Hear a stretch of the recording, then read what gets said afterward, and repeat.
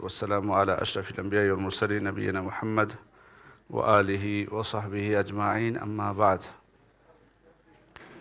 আমাদের বুলুগুল মারাম গ্রন্থের ধারাবাহিক দার্সের আজকের পর্বে আমরা কয়েকটি হাদিস নিয়ে আলোচনা করব বিইذنিল্লাহ। আজকে আমরা লিখিত প্রশ্ন আপনাদের নিতে পাচ্ছি না।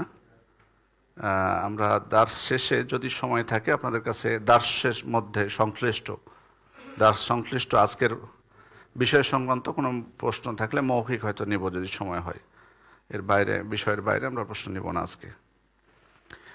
আজকের নির্ধারিত হাদিসের প্রথম হাদিস হচ্ছে ওয়ান আমর ইবনে খারিজা রাদিয়াল্লাহু আনহু قال خطبنا رسول الله صلى الله عليه وسلم بمنى وهو على راحلته ولعابها يسيل على كتفيه اخرجه احمد والترمذي وصححه।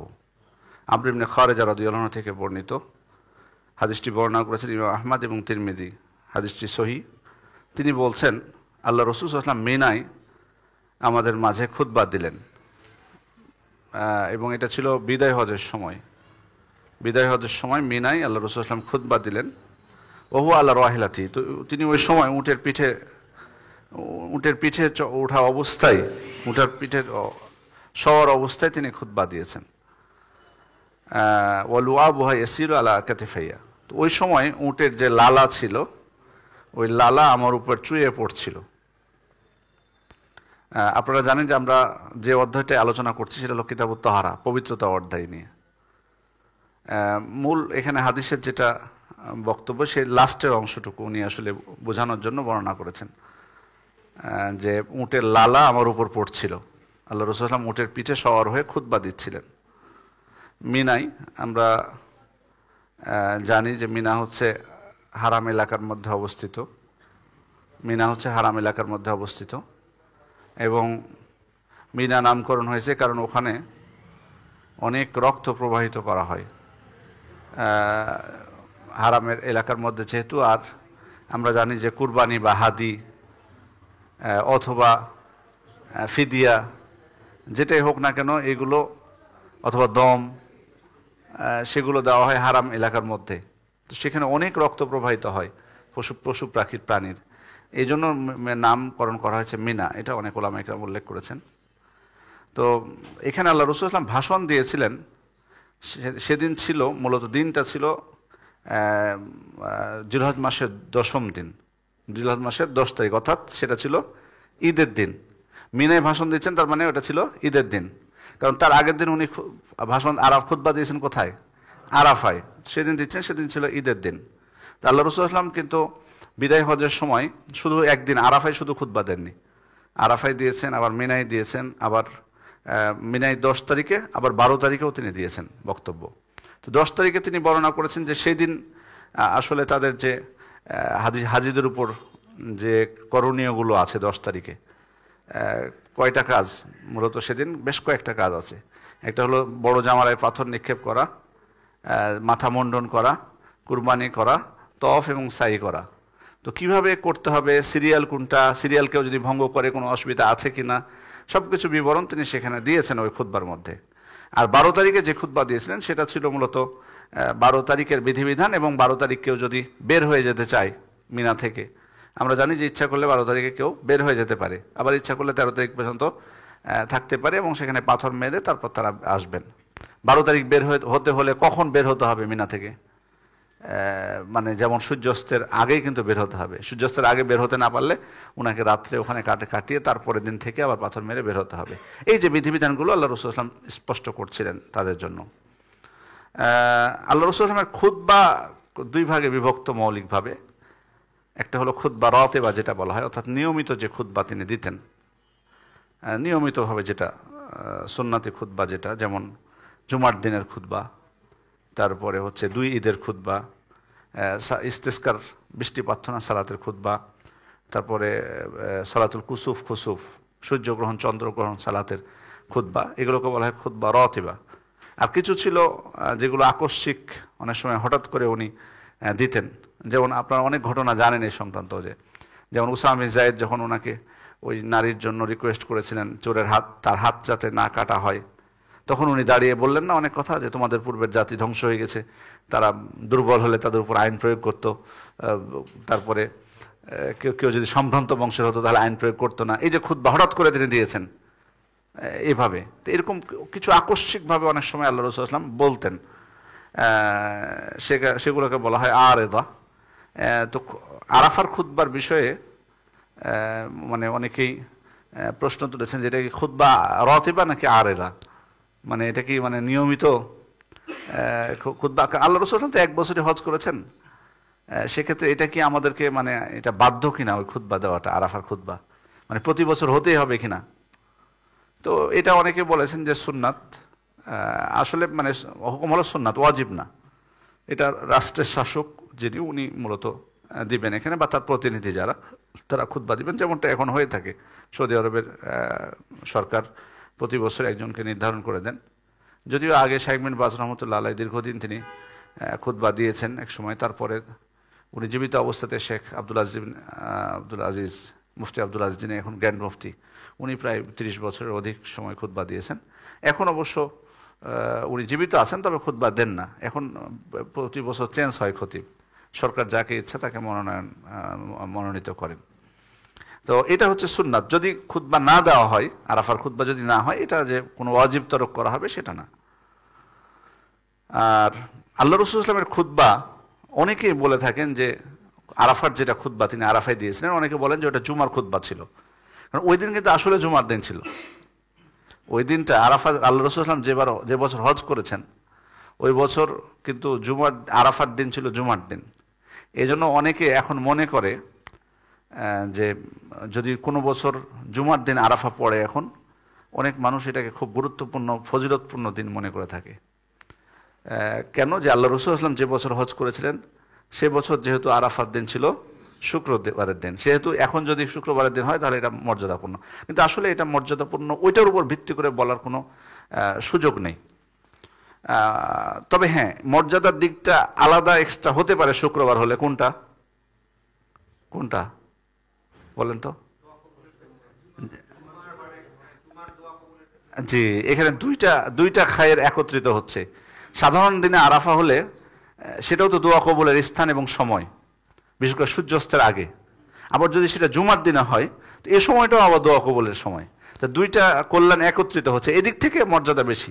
বাট আল্লাহ রাসূল সাল্লাল্লাহু আলাইহি ওয়াসাল্লাম জুমার দিন ছিল তিনি যে বছর হজ করেছেন, তাই বলে যে এখন জুমার দিন হলে সেটার মর্যাদা বেশি বা এটাকে হজে আকবর বলা হবে। আসলে হজে আকবর বলা হয় কুরবানির দিনকে, কিন্তু ওই মানে অনেকে এটা ধারণা করে। এবং বিশেষ করে আমরা দেখেছি, আমি যে বছর দ্বিতীয়বার হজ করলাম, তো ওই বছর প্রচুর ভিড় ছিল শীতের সময়, 2006 সালের ঘটনা। তো কেন এত ভিড়? তো আশপাশে তখন তো একটু শিথিলতাও ছিল, খুব কড়াকড়ি ছিল না। আশপাশের অনেক আরাবিয়ানরা মানে মানে ইয়াতে হজে এসছে। কেন? ওই বছর জুমার দিন ছিল আরাফার দিন। তো তারা বলে থাকেন যে এটা বেশি মর্যাদাপূর্ণ, এটা মনে করা থাকে এই দৃষ্টিকোণ থেকে। আলা কুল্লি হাল, আল্লাহ রাসূল সাল্লাল্লাহু আলাইহি ওয়াসাল্লামের খুতবা জুমার খুতবা সেটা ছিল না। সেটা যে জুমার খুতবা ছিল না, তার প্রমাণটা কি আসলে? আপনাদের কাছে কোনো প্রমাণ আছে? আরাফার দিন অনেকেই বলেছেন, আমি আবার প্রশ্নটা করছি, জি, আরাফার দিন যে খুতবা দিয়েছিলেন কেউ কেউ বলেছেন যে সেটা ছিল জুমার খুতবা। আপনারা কি একমতের সাথে? যদি একমত না হয়ে থাকেন তাহলে কেন জুমার খুতবা না? প্রমাণ কি? জি বলেন। মসজিদে নামিরাই তো, মসজিদে নামিরাই তো। জি, সময় তো কাছাকাছি, ওই সময়ে মসজিদ ছিল। হ্যাঁ হ্যাঁ, মসজিদ ছিল, কিন্তু এভাবে এরকম না। মসজিদ ছিল, মসজিদ নামিরাতে হয়েছে। জি, এটা একটা আরো একটু স্পষ্ট বলতে হবে, প্রমাণ আছে। আজানের কিছু কাহিনী আছে, সালাদের কাহিনী আছে। আমি সহজ করে দিলাম, খুতবার বিষয়বস্তু না। আজান ফ্যাক্ট এখানে। আজান কখন হয়েছিল? আজান কখন হয়েছে? মানে জুমার খুতবা হলে আজান কখন হয়? আগে না? আর ওই সময় আজান বেলাল রাদিয়াল্লাহু আনহু কখন দিয়েছেন? খুতবার পর আজান দিয়েছেন উনি। স্পষ্ট হাদিস যে উনি খুতবার পর আজান দিয়েছেন। আজান দিয়ে 1 আজান দিয়ে 2 ইকামতে জোহর এবং আসর একসাথে জমা করে পড়েছেন, আরও প্রমাণ আছে, বলে তো দিলাম এটা সালাতের বিষয়টা। জোহর, এবং ওখানে স্পষ্ট বলা হয়েছে যে জোহরের সালাত আদায় করেছেন আগে, জমা করে। জোহরের সালাত উল্লেখ আছে, জুমা কথা নাই ওখানে। জোহরে অনেকে হয়তো বলতে পারে যে জুমার সালাতে, মানে জুমার সালাতের সাথে আসর জমা করা যাবে কিনা এটা আলাদা মাসালা, ওটা ভিন্ন মাসালা। বাট ওখানে স্পষ্ট বলা হয়েছে যে জোহরের সালাত তিনি আদায় করেছেন, তার মানে ওটা জুমার খুতবা ছিল না।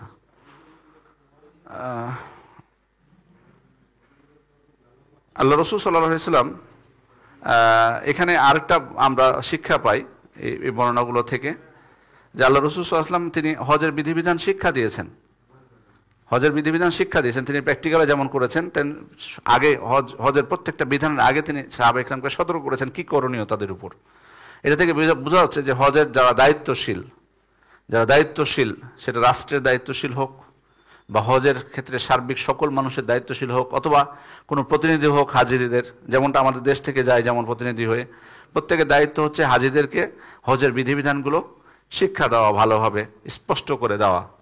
অবশ্যই দেশ থেকেও প্রশিক্ষণ দিবেন, সাথে ওখানে যাওয়ার পর প্রত্যেকটা কর্মের আগে, অর্থাৎ আরাফাত দিন যেমন ফজরের সময় বলে দিবেন হাজিদেরকে, স্পষ্ট মনে করে দিবেন যে আজকে সারা দিনটা কি করণীয় আমাদের উপর। তারপর 10 তারিখে বলে দিবেন যে কি কি কাজ আমাদের, 11 তারিখে বলে দেবেন কী কাজ, 12 তারিখে বলে দেবেন কী কাজ, স্পষ্ট আলাদা আলাদাভাবে স্পষ্ট করে দেওয়া উচিত। আর প্রথমে যেটা বলেছি যে উটের লালা যে পাক, উটের লালা যে পবিত্র অর্থাৎ না পাক নয়, সেটা এই হাদিস থেকে বোঝা যায়। উনি এটাই বোঝাতে চেয়েছেন যে উটের লালা আমার উপরে পড়ছিল, মানে উনি নিচে ছিলেন ওই সময়। তো এটা থেকে উনি বোঝাতে চেয়েছেন বা দলিল দিয়েছেন যে উটের লালাটা হচ্ছে পবিত্র। শুধু উট না, বরং এর আগেও আমরা বলেছি যে সমস্ত পশুর গোস্ত হালাল, তার মুখের লালাও পবিত্র, মুখের লালাও পবিত্র। পবিত্র আর হালাল কিন্তু এক জিনিস না, মানে পবিত্র হলে যে আপনার জন্য হালাল বলতে খাওয়া হালাল বা এরকম যদি হয়, তো সব জিনিস তো খাওয়া তো আমাদের জন্য জায়েজ নাই পবিত্র হলে। যে দ্বিতীয় হাদিস, আয়েশা রাদিয়াল্লাহু আনহা قالت كان رسول الله صلى الله عليه وسلم يغسل المني ثم يخرج الى الصلاه في ذلك الثوب وانا انظر الى اثر الغسل فيه متفق عليه। সহিহ বুখারী মুসলিমের একটি বর্ণনা, আয়েশা রাদিয়াল্লাহু আনহা থেকে বর্ণিত। তিনি বলছেন রাসূল সাল্লাল্লাহু আলাইহি সাল্লাম তার কাপড় থেকে তার বীর্য ধুয়ে ফেলতেন, সুম্মা ইয়াখরুজু ইলা সালাত, এরপর ওই সালাতেই ওই কাপড়েই ওই কাপড়েই উনি সালাতের জন্য বের হতেন। মানে যে কাপড়ে বীর্য লেগে থাকতো ওই বীর্যটা ধুয়ে ফেলে ওই কাপড়ে আল্লাহ রাসূল সাল্লাল্লাহু আলাইহি সালাতের উদ্দেশ্যে বের হয়ে যেতেন। ওয়া আনা আনজুরু ইলা আসারিল গুসলি ফি, আমি দেখতে পেতাম গোসলের চিহ্ন তখনও বোঝা যেত, যে মানে ধোয়ার চিহ্নটা, উনি যে ধুয়েছেন কাপড়টা সেটা চিহ্নটা তখনও বোঝা যেত, মানে পানিটা তখনও বোঝা যেত ধোয়া হয়েছে। এটা একটা হাদিস। এরপরে মানে আমাদের বোঝার জন্য আরেকটা হাদিস, আমরা তারপরের হাদিসটাও একসাথে পড়বো। ওয়ালি মুসলিমের অপর রিওয়ায়াতে এসছে, লাকাদ কুনতু আফরুকুহু মিন সাওবি রাসূলিল্লাহি সাল্লাল্লাহু আলাইহি ওয়াসাল্লাম ফারকান ফায়ুসাল্লি ফি, আমি রাসূল সাল্লাল্লাহু আলাইহি ওয়াসাল্লামের কাপড় থেকে শুক্রাণু ভালোভাবে ঘষে উঠিয়ে দিতাম। আয়েশা রাদিয়াল্লাহু আনহার বক্তব্য। অন্য রিওয়ায়াতে এসছে লাকাদ কুনতু আহুক্কুহু ইয়াবিসান বিযুফরি, শুকনো থাকা অবস্থায় আমি ওনার শুক্রাণু কাপড় থেকে আমার নখ দিয়ে ঘষে উঠিয়ে দিতাম। তাহলে এখানে খেয়াল করুন, দুইটা হাদিস দুইভাবে আসলো।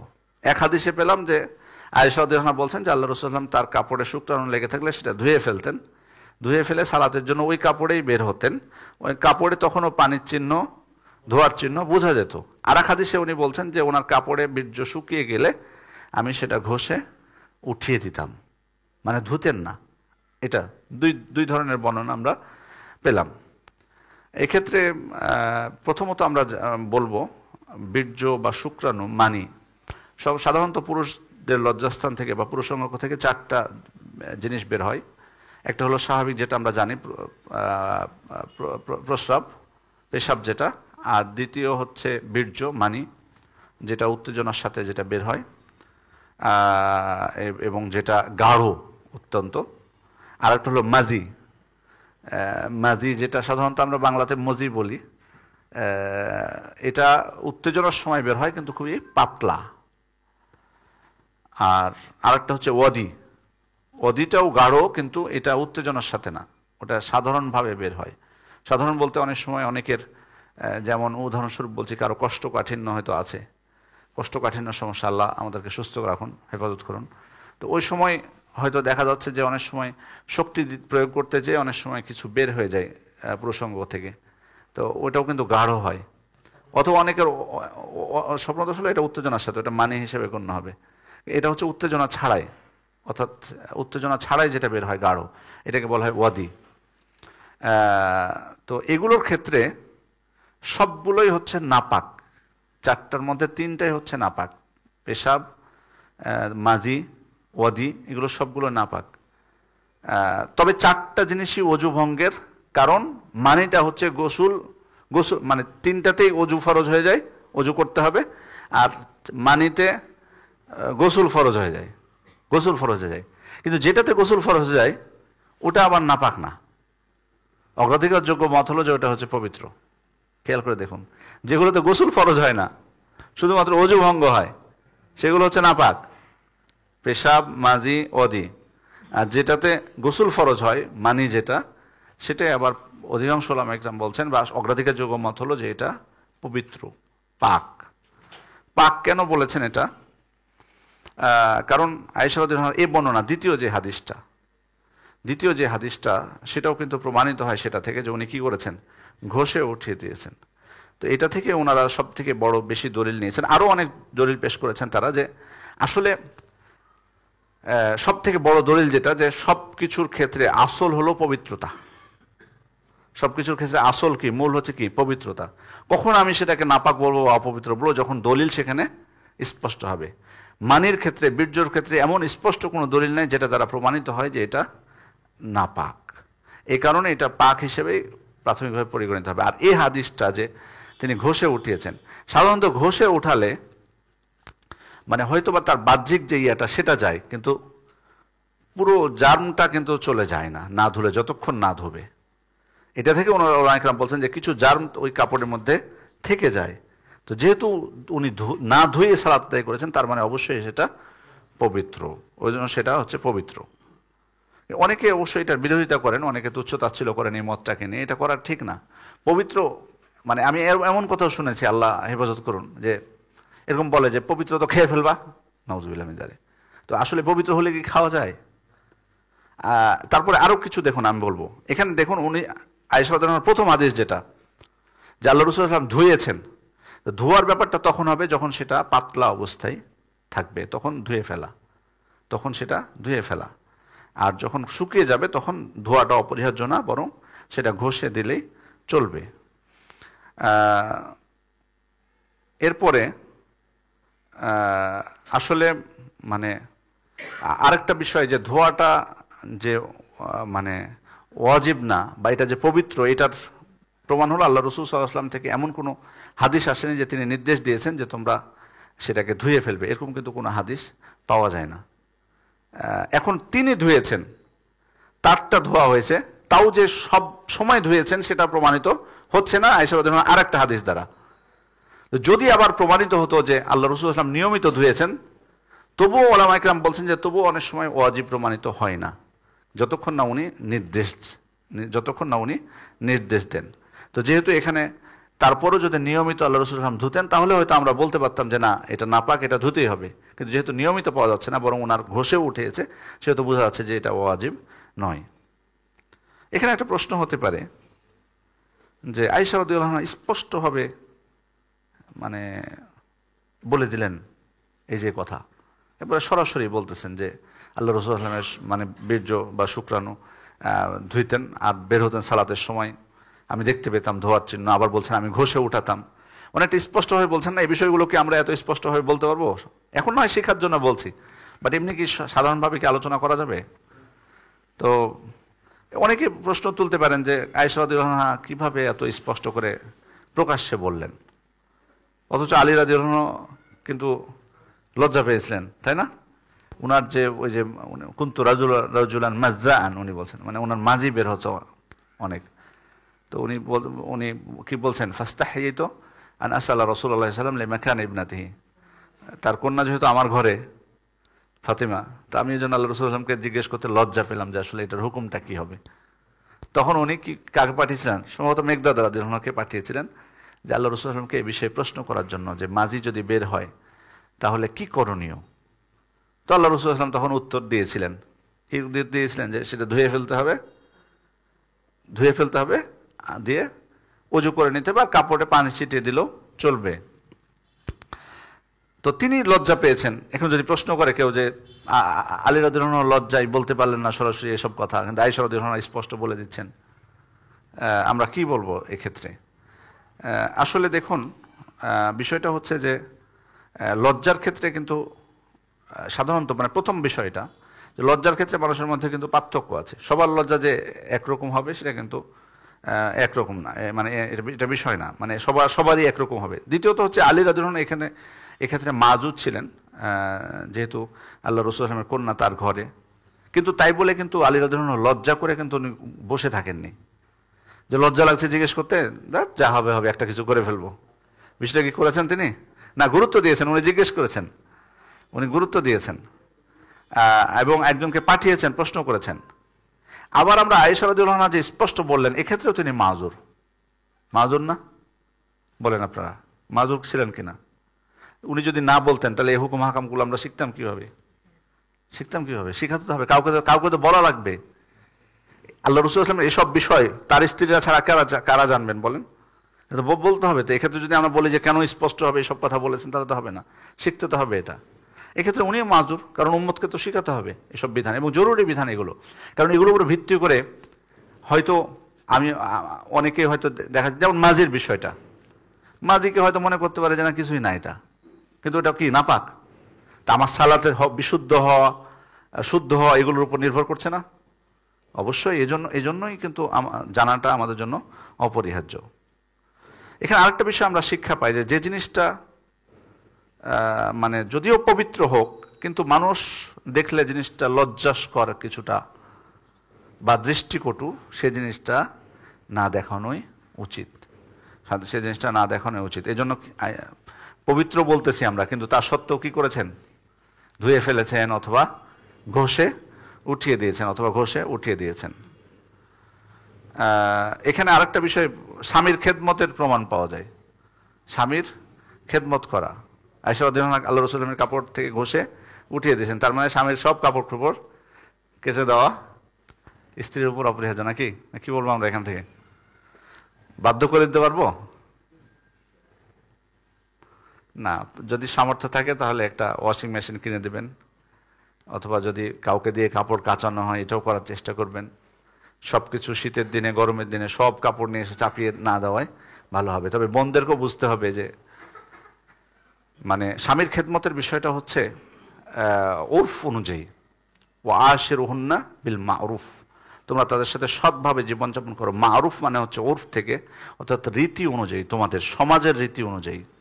সেক্ষেত্রে সমাজে সাধারণত যে খেদমতগুলো স্বামীর, যে সমাজে যে খেদমতগুলো করা হয়, ওই সমাজের নারীদের উচিত ওই খেদমতগুলো স্বামীদের করা উচিত। এটাতে কি হবে? তাদের দাম্পত্য সম্পর্ক বৃদ্ধি পাবে আরো।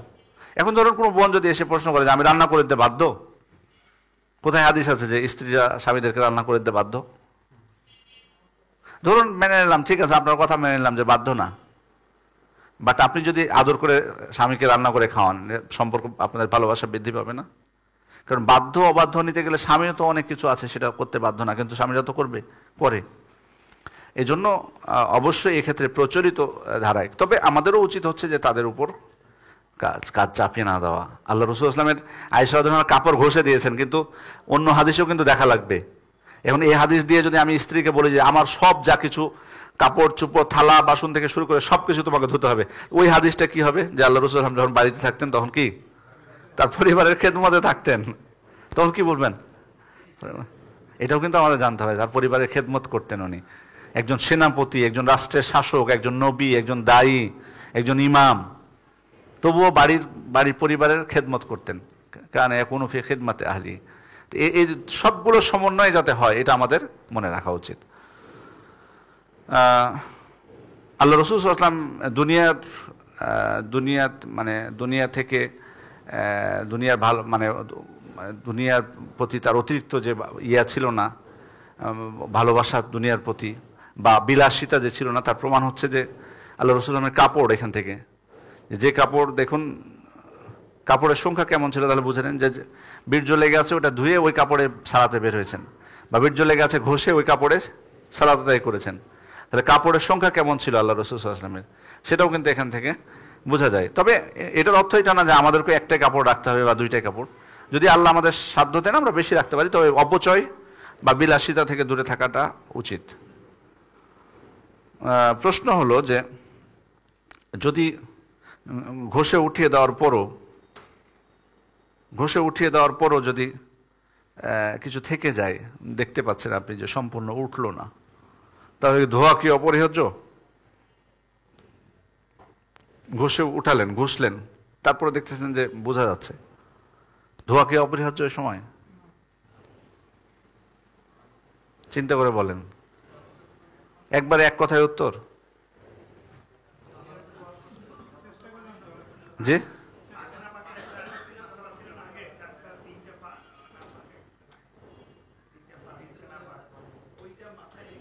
না মানে সেটা মানলাম, সেটা ধরেই নিলাম যে পাক এটা। জি, কোথা থেকে বললেন এটা?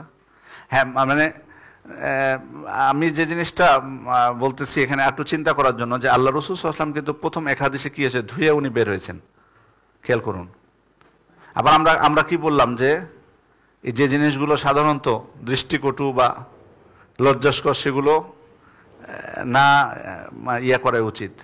সেক্ষেত্রে যদি বোঝা যায়, আবার সেহেতু আমরা ধোয়াটা ওয়াজিব বলতে পারছি না এখানে, ধোয়াটা ওয়াজিব না কিন্তু উচিত, ধুয়ে নেওয়াটাই উচিত বলতে পারি, বা উত্তম, যেটাই বলি না কেন উচিত।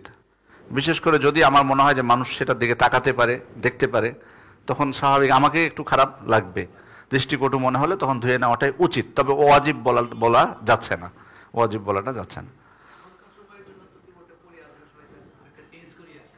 হ্যাঁ, জি জি, অবশ্যই। যে এখনকার যাদের সামর্থ্য আছে, যাদের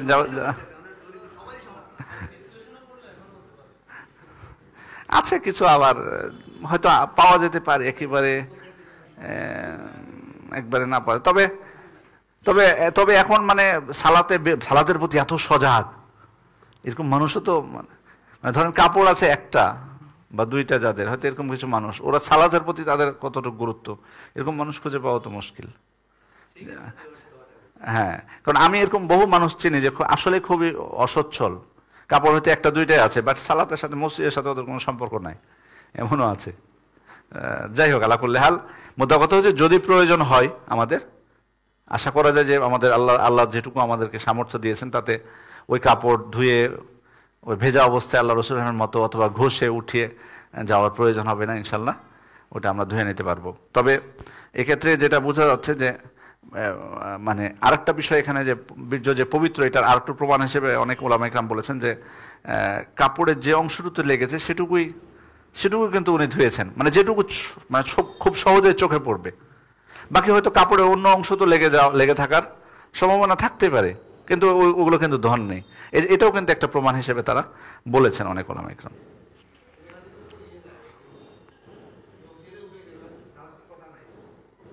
না আছে, হ্যাঁ, জি জি জি। লাকাদ কুনতু আফরুকুহু মিন সাওবি রাসূলিল্লাহি সাল্লাল্লাহু আলাইহি ওয়াসাল্লাম ফারকান ফায়ুসাল্লি ফি আছে, সালাতের কথা আছে, সালাত পড়েছেন ওই অবস্থাতে, ঘষে ওঠার পর সালাত পড়েছেন, স্পষ্ট হাদিস, মুসলিমের বর্ণনা।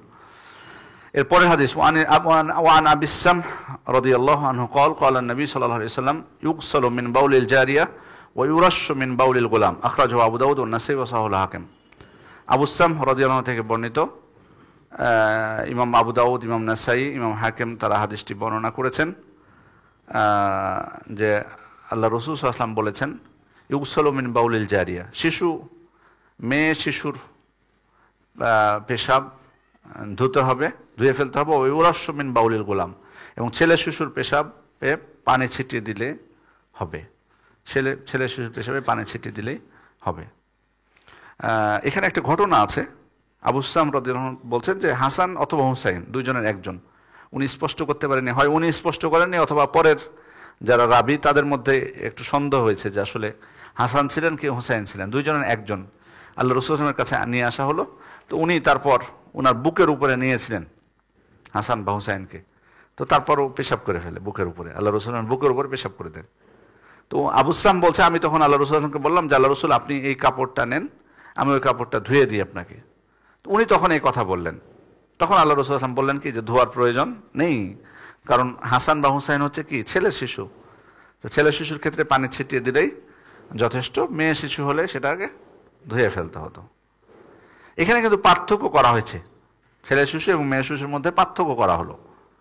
পার্থক্যটার কেন করা হলো এই বিষয়ে উলামায়ে ইকরামের প্রায় তিনটা বক্তব্য এসছে। আপনাদের মতামতটা একটু দেখবো। তাও প্রথম মতামত হলো, ছেলে শিশুদেরকে সাধারণত বেশি কোলে নেয় মানুষ, ছেলে বাচ্চাদেরকে বেশি মানুষ কোলে নেয়, আদর বেশি করে, আর যেহেতু কোলে বেশি নেয় সেহেতু কোলে পেশাব করবেও বেশি, এই কারণেই তাদের ক্ষেত্রে সমস্যাও বেশি, এই কারণে ছাড় দেওয়া হয়েছে। এটা একটা উত্তর। দ্বিতীয় হচ্ছে, ছেলেদের পেশাব বের হয় খুব তীব্র গতিতে, আর বিভিন্ন জায়গায় ছড়িয়ে ছিটে যায়, সে কারণে সেটাকে ধুতে গেলে সেটা কষ্ট বেশি হবে, এই জন্য ছাড় দেওয়া হয়েছে। তৃতীয় বিষয় হলো যে মেয়েদের পেশাবে ছেলেদের থেকে একটু গন্ধ বেশি থাকে, ভারী একটু বেশি এবং গন্ধ বেশি। এই তিনটা কারণ তাদের বক্তব্য উঠে এসেছে, মৌলিক তিনটা কারণ। আপনাদের কাছে কোনটা বেশি শক্তিশালী মনে হয়?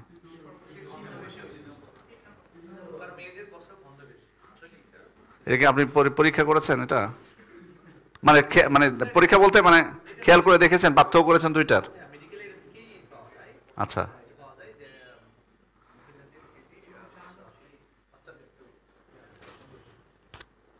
সবাই কি 3 নম্বরের দিকে? 1 নাম্বারটা মনে হয় না? জি, আপনি বলবেন কিছু? আপনি কিছু বলবেন? হাত উঠিয়েছেন মনে হচ্ছে নাকি? না, আচ্ছা ঠিক। আসলে কিছু সত্যতা আছে।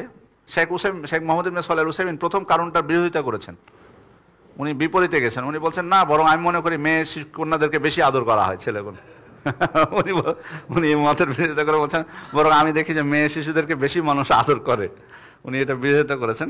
দ্বিতীয়ত আসলে তিনটা কারণেই কোনোটাই আমাদের কাছে হতে পারে কোনো একটা হেকমত তো অবশ্যই আছে, বাট আমরা বলবো যে আল্লাহ তাআলার হুকুম, এটা হেকমত, এটা সব থেকে বড়। তিনটার কোনোটা না বলে এটা আপনাদের কাছে আমি চাচ্ছিলাম এই জিনিসটা আপনারা বলবেন। আপনারা বলবেন যে না, তিনটার কোনোটার দিকে আমরা যাব না, বরং বলবো কি যে আল্লাহর বিধান এটাই সব থেকে বড় হেকমত। তবে অবশ্যই আল্লাহ তাআলার প্রত্যেকটা বিধানে সেখানে কি আছে, হেকমত আছে, যেটা হয়তো আমরা বুঝতেও পারতে পারি অনেক সময় আমাদেরকে জানানো হয়েছে, অনেক সময় জানানো হয়নি। যেগুলো জানানো হয়নি সেগুলোর ক্ষেত্রে গবেষণা করা হয়েছে, সেগুলো সঠিক হতে পারে, আবার ভুলও হতে পারে। সেক্ষেত্রে আমাদের উত্তর হচ্ছে যে শরীয়তের নির্দেশ, এটাই হিকমত। যেমন আয়েশা রাদিয়াল্লাহু আনহাকে জিজ্ঞেস করা হলো কি, মা বালুল হায়দ তাকদিস সাওম ওয়ালা তাকদিস সালাহ, পিরিয়ড হলে মেয়েদের সিয়াম কাজা করে কিন্তু সালাত কাজা করে না কেন? তো উনি কি উত্তর দিয়েছিলেন? পিরিয়ড হলে মেয়েদের এমনিতে ওলামায়ে কেরাম অনেক কথা বলেছেন যে সালাত কেন কাজা করে না, সিয়াম কেন কাজা করতে হয়, কারণ সালাতের সংখ্যা বেশি, এটা কঠিন, সিয়াম কাজা করাটা সহজ। বাট উনি কিন্তু উত্তর দিয়েছিলেন ভিন্ন। ওনাকে যখন এই প্রশ্ন করা হলো, উনি তো কঠিন কথা বলেছিলেন কোনো বর্ণনা অনুযায়ী। উনি বলেছিলেন যে কুন্না কানা ইউসিবুনা যালিক ফানু'মারু বিকাদাইস সাওম ওয়ালা নু'মারু বিকাদাইস সালাহ। আল্লাহ রাসূল সাল্লাল্লাহু আলাইহি ওয়াসাল্লামের যুগে আমাদের পিরিয়ড হতো, আমাদেরকে সিয়াম কাজা করতে বলা হয়েছিল, সালাত কাজা করতে বলা হয়নি। এটাই কারণ, নির্দেশ, শরীয়তের নির্দেশ, এটাই হিকমত। আর কোনো হিকমত নাই এখানে, হিকমত খোঁজার কোনো প্রয়োজন নাই। শরীয়তের নির্দেশ এটাই হচ্ছে সব থেকে হিকমতপূর্ণ। এটা তিনি উত্তর দিয়েছিলেন। অতএব এক্ষেত্রেও আমরা এই মতটাকেই, চতুর্থ যেটা, এটাই প্রাধান্য দিব, এটা শরীয়তের নির্দেশ। তবে এগুলোকে উড়িয়ে দেওয়া যাবে না। আবার ওলামায়ে কেরাম কিন্তু একটা যে কোনো জিনিস বললে তারা কোনো একটা ভিত্তির উপর ভিত্তি করে বলেন। যেমন চিকিৎসা বিজ্ঞান, বর্তমান চিকিৎসা বিজ্ঞান অনেকে এই বিষয়ে সাপোর্ট করেছে, যেটা যে পেশাবের বেশি ভারী বা গন্ধ বেশি, এই জিনিসটা তারা অনেকে এটা বলেছেন। জি,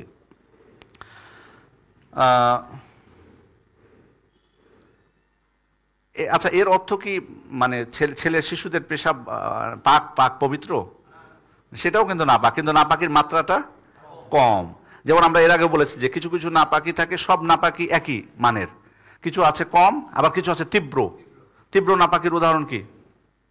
এর আগে কিন্তু বলছি, আলোচনা হয়েছে। কুকুরেরটা তীব্র নাপাকি, 7 বার ধুতে বলা হয়েছে, একবার মাটি দিয়ে, ওটা হলো তীব্র। আর এগুলো হচ্ছে হালকা, এগুলো হচ্ছে হালকা। আচ্ছা, পেশাবের ক্ষেত্রে আলাদা করা হয়েছে, কিন্তু পায়খানার ক্ষেত্রে ছেলে শিশু আর মেয়ে শিশুর কোনো পার্থক্য আছে? সবটাই একই হুকুম, দুইটাই নাপাক, দুইটাই নাপাক। আচ্ছা, কতদিন পর্যন্ত ছেলে শিশুদের পেশাবের ক্ষেত্রে ছাড় আছে? জি, দুধ যতদিন পান করবে তার মানে প্রায় 2 বছর, আর উনি বলেছেন 6 মাস। মতভেদ হয়েছে আপনাদের মধ্যে, একজন বলছে 6 মাস, উনি বলেছেন, আপনারা বললেন 2 বছর। এখন মতভেদ হয়েছে, ওনাদের মধ্যে সমাধান করেন। জি,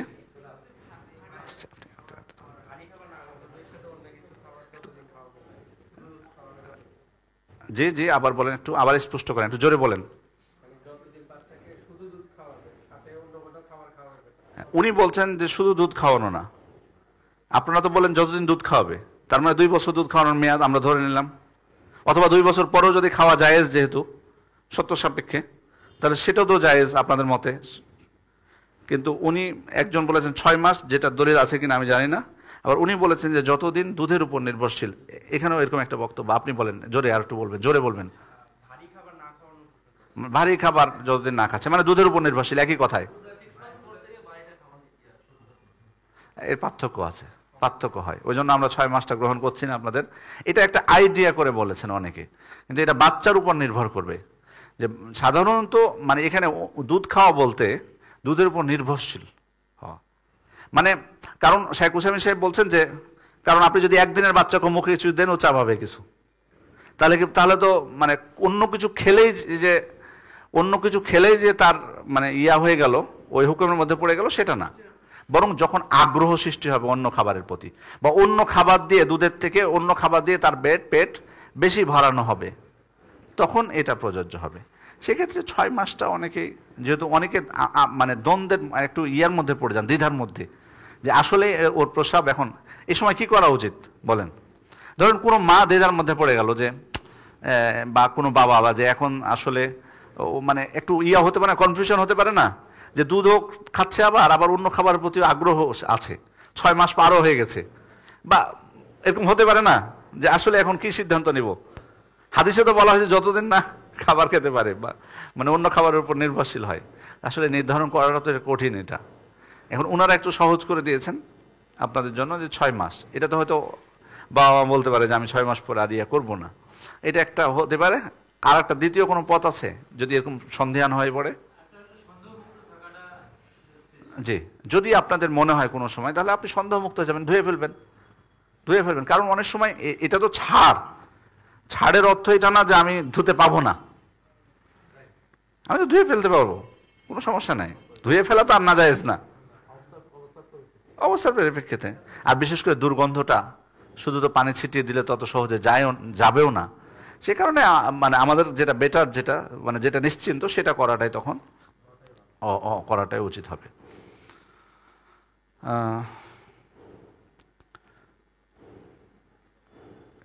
এরপরের হাদিস হচ্ছে আন আসমা বিনতে আবি বকর রাদিয়াল্লাহু আনহা আন নবী সাল্লাল্লাহু আলাইহি ওয়াসাল্লাম ক্বালা ফি দামিল হাইদ ইউসিবু সাওবা তাহুত্তুহু সুম্মা তাকরুসুহু বিল মা সুম্মা তানদাহু সুম্মা তুসাল্লি ফি, মুত্তাফাকুন আলাইহি।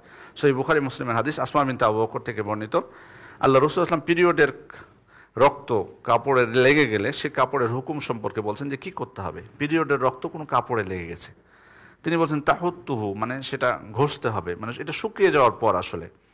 সুম্মা তাকরুসুহু বিল মা, এরপর পানি দিয়ে ডলা দিতে হবে। সেটা আপনি ডলাটা বিভিন্নভাবে হতে পারে, হাত দিয়ে, আঙ্গুল দিয়ে, নখ দিয়ে হতে পারে। সুম্মা তন্দহ বলতে এখানে ধুয়ে ফেলা বোঝানো হয়েছে, এরপর ধুয়ে ফেলবে। সুম্মা তুসাল্লি ফি, এরপর সালাত আদায় করবে। তাহলে এখানে 3টা ইয়া গেল। পিরিয়ডের রক্ত যদি কোনো কাপড়ে লেগে যায়, সেটা প্রথমে সহজ করে দিয়েছেন, ঘষে উঠিয়ে দিতে হবে, তারপরে পানি দিয়ে ডলা দিতে হবে, তারপরে পানি দিয়ে ধুয়ে ফেলতে হবে। তারপরের হাদিস আবু হুরায়রা হাদিস রাদিয়াল্লাহু আনহু থেকে বর্ণিত, তিনি বলছেন ক্বালাত খাওলা ইয়া রাসূলুল্লাহ ফাইন লাম ইয়াযহাবিদ দাম। খাওলা রাদিয়াল্লাহু আনহা, খাওলা বিনতে ইয়াসার মূলত, উনি জিজ্ঞেস করেছেন আল্লাহ রাসূলকে যে আল্লাহ রাসূল, এভাবে করার পরও যদি রক্তের চিহ্ন দূরভূত না হয়, রক্তের চিহ্ন থেকে যায় কাপড়ের মধ্যে, তাহলে কি হবে? তখন উনি বলছেন একফিকেল মা, তুমি পানি দিয়ে ধুয়ে ফেলবে, এটাই যথেষ্ট। ওয়ালা ইয়াদুররুকা আসারুহু, তবে তার রক্তের চিহ্ন তোমার কোনো ক্ষতি করবে না, অর্থাৎ ওই কাপড়ে তোমার সালাত হয়ে যাবে। ওই কাপড়ে তোমার সালাত হয়ে যাবে। এখানে মূলত মানে যে বিষয়গুলো আমাদের কাছে স্পষ্ট হয় সেটা হচ্ছে যে পিরিয়ডের রক্ত যে নাপাক এতে কোনো সন্দেহ নাই। তবে যদি মানে হালকা কোনো চিহ্ন থেকে যায় বলা হয়েছে যে সেটা মাপ। আর মানে নাপাকি শরীর থেকে দূর করাটা, কাপড় থেকে দূর করাটা, সালাতের স্থান থেকে দূর করাটা সালাতের অন্যতম একটি শর্ত। এটা এখান থেকে বোঝা যাচ্ছে, কারণ এখানে বলা হয়েছে কি সালাত আদায় করতে বলা হয়েছে, কাপড় থেকে রক্ত নাপাকি সরানোর পর সালাত আদায় করতে বলা হয়েছে। এবং এখানে নাপাকি দূর করার ক্ষেত্রে কোনো সংখ্যা সত্যারোপ করা হয়নি। সংখ্যা কি সত্যারোপ করা হয়েছে যে কাপড়টা এতবার ধুতে হবে, এটা কিন্তু সংখ্যা সত্যারোপ করা হয়নি। তারপরে এখানে সাহাবে ইকরামের আল্লাহ রসুল সাল্লামের যেমন কাপড়ের সংখ্যা কম ছিল, বিলাসিতা থেকে, দুনিয়াদারিতা থেকে উনি অনেক পিছিয়ে ছিলেন, দূরে ছিলেন। সাহাবা ইকরামের ক্ষেত্রেও এটা বোঝা যাচ্ছে। মেয়ে দেখুন, ওনাদের একটা পোশাক ছিল যে কি রক্ত লেগে গেছে, তবুও সেটাতেই ওনারা সালাত আদায় করেছেন। আর এখানে আরেকটা বিষয় বোঝা যাচ্ছে যে পানি যথেষ্ট, নাপাকি দূর করার জন্য পানি যথেষ্ট, কারণ পানি দিয়ে ধুতে বলেছেন। মানে আপনাকে ওই কাপড় সাবান দিয়ে ধুতে হবে বিষয়টা এমন জরুরি না। শরীয়ত মানুষের জন্য সহজ করেছে, এটাও বোঝা যাচ্ছে এখান থেকে যে মানুষ সাধ্য অনুযায়ী করবে। এখানে দেখুন উনি কিন্তু যথেষ্ট চেষ্টা করতেছেন, কিন্তু প্রথমে শুকনা অবস্থায় ঘষে ফেলছেন, আবার পানি দিয়ে ডলা দিচ্ছেন, আবার ধুয়ে ফেলছেন, তারপরও না গেলে তখন কি বলছেন যে অসুবিধা নেই। এখান থেকে আরেকটা বিষয় বোঝাচ্ছে সালাতের সময় মানুষ সব থেকে সুন্দর পোশাক পরিধান করবে বা সুন্দর অবস্থায় থাকবে, কারণ এখানে সর্বোচ্চ বলা হয়েছে যে তিনি চিহ্ন দূর করে দেবেন। এখানে মূলত যে চিহ্নর কথা বলা হয়েছে এটা মূলত রং বোঝানো হয়েছে, এখানে কোনো জার্মের কথা বোঝানো হয়নি। কারণ পানি দিয়ে এতবার ডলানোর পর সেখানে জার্ম থাকার কথা নয়, কিন্তু দাগ থেকে যাওয়া স্বাভাবিক, দাগটা উঠানো কঠিন। এই জন্য মূলত এখানে চিহ্ন বলতে, রক্তের চিহ্ন বলতে কি বোঝানো হয়েছে? রক্তের চিহ্ন বলতে এখানে মূলত রক্তের দাগটাকে বোঝানো হয়েছে। শিক্ষার প্রতি গুরুত্ব, সাহাবে ইকরামের শিক্ষার ক্ষেত্রে কত আগ্রহ ছিল এটা বোঝা যাচ্ছে। যে আল্লাহ রসুল্লামকে সে জিজ্ঞেস করছেন এই যে শিক্ষার ক্ষেত্রে। এখন কিন্তু একটা আমাদের বোনদের ক্ষেত্রে বিশেষ করে বলি যে এগুলো আগ্রহ অনেক কম অনেকের, কারণ এই মাসালাগুলো কিন্তু জটিল মাসালা, সবার ক্ষেত্রে কিন্তু একরকম হয় না। পিরিয়ডের যে বিষয়গুলো এগুলো কিন্তু সব নারীদের ক্ষেত্রে একরকম না, মানে এটা অত্যন্ত কঠিন। শরীয়তে যে সমস্ত মাসালাগুলো কঠিন তার মধ্যে পিরিয়ডের মাসালা হিমশিম খেয়েছেন ওলামা ইকরাম উত্তর দিতে দিতে। কারণ দেখা যাচ্ছে যে একটা উত্তর দিয়েছেন বা কিছু মূলনীতির উপরে, দেখবেন হঠাৎ করে এমন একটা অবস্থা সৃষ্টি হচ্ছে যে ওটা সাহাবা ইকরামের যুগও ঘটেছে কিনা কোনো অস্তিত্ব পাওয়া যায় না, মিলে না, নতুন নতুন অবস্থা সৃষ্টি হয় নারীদের। এই জন্য এই যে ক্রয় বিক্রয় সংক্রান্ত মাসালার উত্তর দেওয়া কিতাবুল বুয়ু মুআমালাত, আর এই নারীদের পিরিয়ড সংক্রান্ত মাসালার উত্তর দেওয়া, বিশেষ করে তহারাতের অধ্যায়ে এসে নারীদের সংক্রান্ত উত্তর, এগুলো খুব কঠিন বিষয়, জটিল বিষয়, এক একজনের এক এক অবস্থা সৃষ্টি হয়। তো যাই হোক, সে কিন্তু তাদের আগ্রহ থাকতে হবে। মানে তারা যদি মনে করে নেয় যে হ্যাঁ এখন আমি পবিত্র, ধারণার উপর ভিত্তি করে দিয়ে উনি সালাত শুরু করে দিলেন, অথচ ওনার উপর সালাত জায়েজই না। আবার অনেক সময় মনে করতেছে যে আমার উপর সালাত নাই, দিয়ে বসে আছে, এরকম আমরা জানি অনেক মানুষ, অথচ ওটা ইস্তেহাদার রক্ত, স্বাভাবিক রক্ত, অথচ এটা পিরিয়ড মনে করে উনি সালাত আদায় করে না। তো সালাতের বিষয়টা অনেক মারাত্মক না, কারণ এখানে কুফরি, ইসলাম কুফরি অনেক কিছু নির্ভরশীল। তো এই জন্য দিন শেখার প্রতি আগ্রহী হওয়া, এই যে উনি যেমন জিজ্ঞেস করেছেন আল্লাহ রসুল ইসলামকে ভেঙে, যে আপনি তো বললেন যে এভাবে রক্ত ধুয়ে ফেলতে হবে, কিন্তু যদি চিহ্ন থেকে যায় তখন কি হবে, অনেক সময় দাগ থেকে যায় তখন কি বললেন, দাগটা কোনো অসুবিধা নেই। তো যাই হোক, আমরা আজকে আর লম্বা করবো না, আমাদের আরেকটা হাদিস পাঠ করবো ভাবছিলাম মিসওয়াক সংক্রান্ত, কিন্তু ওটা একটু দীর্ঘ আলোচনা দাবি রাখে, ইনশাল্লাহ আমরা পরবর্তী দিন করবো। আপনাদের জরুরি যদি প্রশ্ন থাকে 5 মিনিট নিব, যদি আজকের বিষয়ের বাইরে না। জি, উনি পূর্ণ করেছেন 13 তারিখ।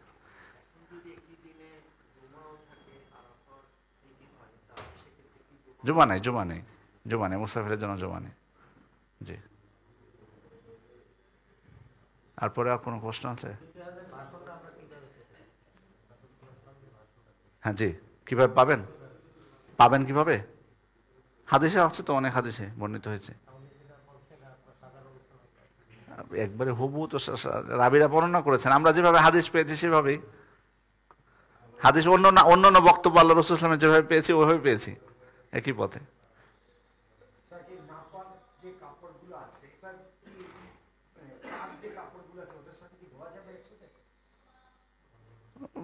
অসুবিধা নেই, অসুবিধা নেই, অসুবিধা নেই, কারণ সবগুলোতে ধুচ্ছি আমি, সেহেতু ওটার উপর কোনো প্রভাব ফেলে ওটাকে যে আর আবার অপবিত্র করে ফেলবে এটা না।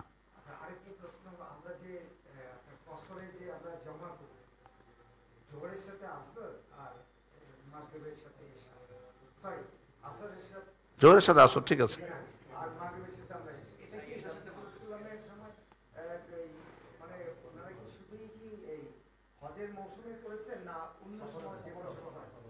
অন্য সময় করেছে, এটা কিন্তু আপনার প্রশ্নের, আমাদের দার্সের বাইরে চলে গেল এই প্রশ্ন। তারপরে নিলাম যেহেতু আপনি করে ফেলেছেন, অন্য সময় করেছেন। তাবুকের যুদ্ধে আল্লাহ রাসূল পুরো সফর 20 দিন, তাবুকের যুদ্ধের যে সফর ছিল প্রায় 30 দিনের মোট সফরটা, যাওয়া আসা আর ওখানে থাকা মিলে 30 দিনে উনি কসর করেছেন, জমা করেছেন। ঈশার সাথে, হ্যাঁ, মাগরিব এশা মানে জমার অর্থটা হলো যে জোহর আসর জমা করবেন, হয় জোহরের রক্তে জোহর এবং আসর জামা তাকদিম বলা হয় এটাকে, অথবা আসরের রক্তে জোহর আসর, এটাকে বলা হয় জামা তাখির। আবার মাগরিব এশার ক্ষেত্রে মাগরিবের সময় মাগরিব এশা জামা তাকদিম, অথবা এশা রক্তে মাগরিব এশা, যেমন আল্লাহ রাসূল সাল্লাল্লাহু আলাইহি ওয়াসাল্লাম মুজদালিফায় এসে মাগরিব এশা পড়েছেন, আবার আরাফায় জোহরের রক্তে জোহর আসর পড়েছেন, দুটাই ঘটেছে। এবং আমাদেরও কিন্তু অনেক সময় আমরা কিন্তু ভিন্ন প্রসঙ্গে চলে গেছি। আগে এ প্রসঙ্গে কোনো প্রশ্ন আছে কিনা দেখে। হ্যাঁ, জি, ধুয়ে ফেলে দিলে হবে, ওই জায়গায় ধুয়ে ফেলে দিলে হবে, জি, ওই জায়গায় ধুয়ে ফেলে দিলে যথেষ্ট। না, পেশাব লাগলে পানি ছিটা নাই, না, আপনাকে ওই জায়গায় যদি নির্দিষ্ট জায়গা জানেন ওটা ধুয়ে ফেলবেন, শুধু পানি ছিটা না, ওই জায়গাটা ধুয়ে দিবেন না। ওটার অর্থ আপনি, এটা হলো যে না জানা অবস্থায়, ওটার হেকমত অন্যান্য অনেক কথা বলেছেন ওটার বিষয়ে, কিন্তু শুধু এটা না হেকমত যে যদি বাই চান্স লেগে থাকে, আপনি যদি নিশ্চিত হয়ে যান যে লেগেছে, তখন কিন্তু ওই ওযুর শেষে পানি ছিটিয়ে দেওয়া হবে না। নিশ্চিত হলে আপনাকে ধুয়ে ফেলতে হবে। সন্দেহের ব্যাপারটা বলতে কেন সন্দেহ আসলো?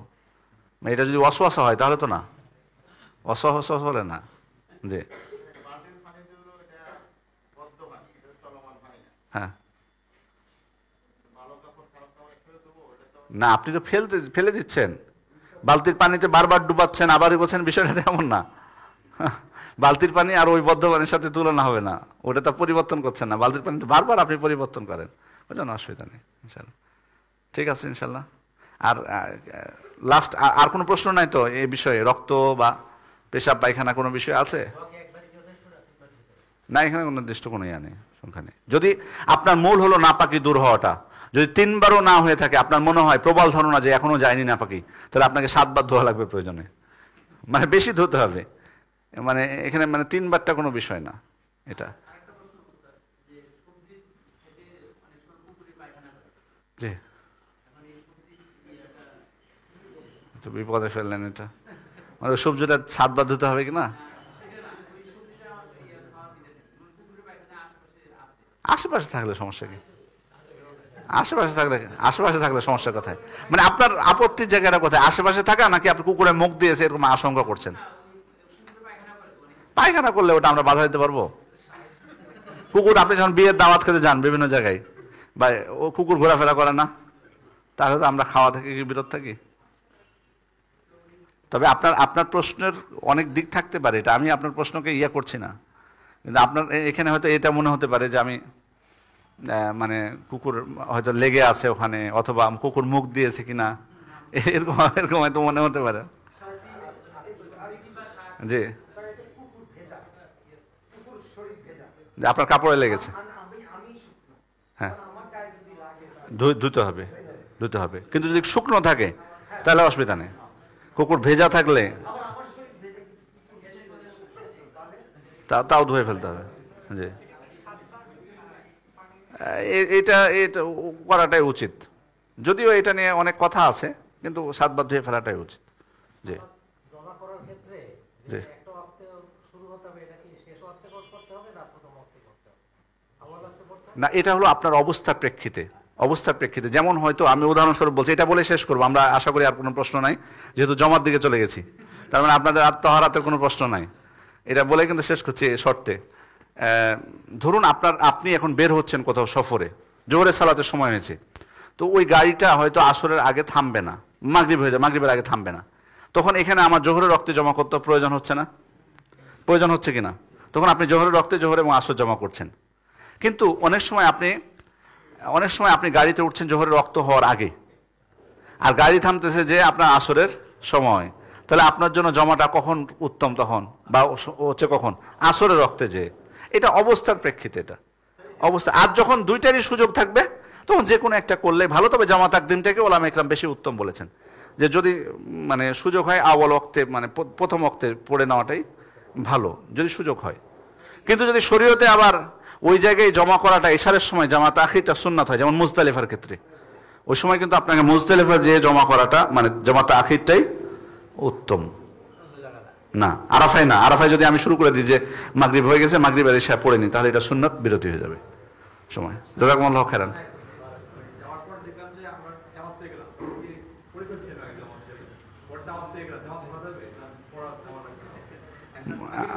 বুঝবো মুজদালিফায়, হ্যাঁ জি জমা করেছেন, এটা পড়লে আপনার নফল হবে না? ওই লাস্টেরটা নফল হবে, হ্যাঁ নফল, ওটা নফল হিসেবে। তবে ওলামা ইকরাম বলেছেন পড়তে কেন, যে যাতে আপনাকে জামাত ত্যাগকারী না ভাবা হয়, বা জামাতটা যেহেতু গুরুত্ব